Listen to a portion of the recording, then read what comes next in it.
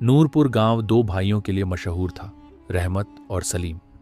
रहमत बचपन से ही अंधा था, लेकिन उसकी समझ और सुनने की ताकत इतनी तेज थी कि लोग कहते, अल्लाह ने इसकी आंखें बंद की पर इसके दिल और दिमाग में रोशनी भर दी।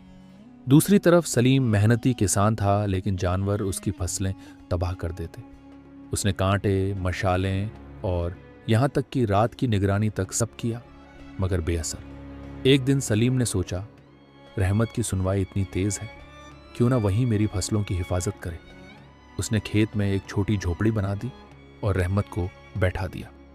रहमत को जब भी कोई जानवर आता, वह ऊंची आवाज लगाता और जानवर डरकर भाग जाते।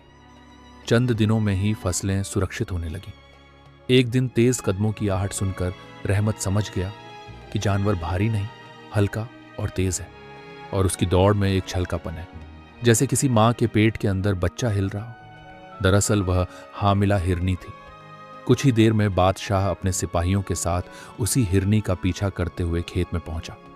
उसने रहमत से पूछा, किसी जानवर को जाते देखा? रहमत बोला, देखा नहीं हुजूर, पर आहट से पहचान लिया कि वह मादा और हामिला है, आपके शिकार के लायक नहीं। बादशाह हैरान हुआ कि एक अंधा इतना कैसे जान सकता है। उसने जांच करवाई और हिरनी सच में हामिला निकली। इससे बादशाह रहमत की अक्ल से बहुत मुतासिर हुआ और उसे महल ले आया। महल में बादशाह ने रहमत से पूछा, क्या मैं अपने वालिदैन का असली बेटा हूं? रहमत ने कहा, जनाब, आप बादशाह की औलाद नहीं लगते, एक कंजूस ताजिर की औलाद लगते हैं। आपकी फितरत में वही बेचैनी और हिचकिचाहट की झलक है। बादशाह गुस्से में अपनी मां के पास पहुंचा और सच्चाई सामने आई। वो वाकई एक ताजिर का गोद लिया बच्चा था। बादशाह की हैरत और भरोसा रहमत पर और बढ़ गया। कुछ वक्त बाद बादशाह को शक हुआ कि दरबार में कोई उसके खिलाफ साजिश कर रहा है। रहमत ने वजीरों की आवाज़ें, सांसें और बातों का अंदाज ध्यान से सुना और कहा, हुजूर, वजीर सज्जाद के लहजे में डर, झूठ और हिचक है। जांच करवाई गई तो पता चला कि वह दुश्मन रियासत के साथ मिला हुआ था। रहमत ने चाल सुझाई, कल के दरबार में ईमानदार वजीर को खजाने की जिम्मेदारी देने का ऐलान करें। ऐलान होते ही सज्जाद के हाथ कांपने लगे, चेहरा पीला पड़ गया। उसके पास से दुश्मन के खत और सिक्के मिले।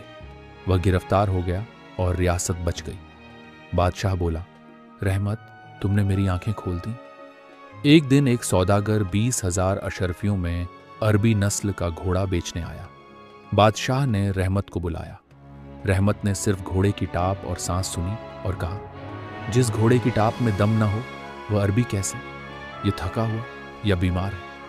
शाही तबीब ने जांच की तो बात सच निकली। सौदागर पकड़ा गया। इन सब वाकया के बाद रहमत का नाम पूरे राज्य में फैल गया। बादशाह ने उसे कहा, तुम सिर्फ मेरे मशीर नहीं, मेरे भाई जैसे हो।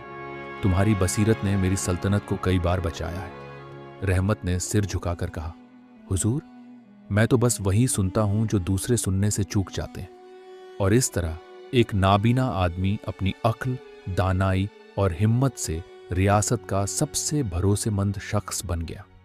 ये कहानी आपको पसंद आई तो आप चैनल सब्सक्राइब कीजिए। मिलते हैं अगली वीडियो में।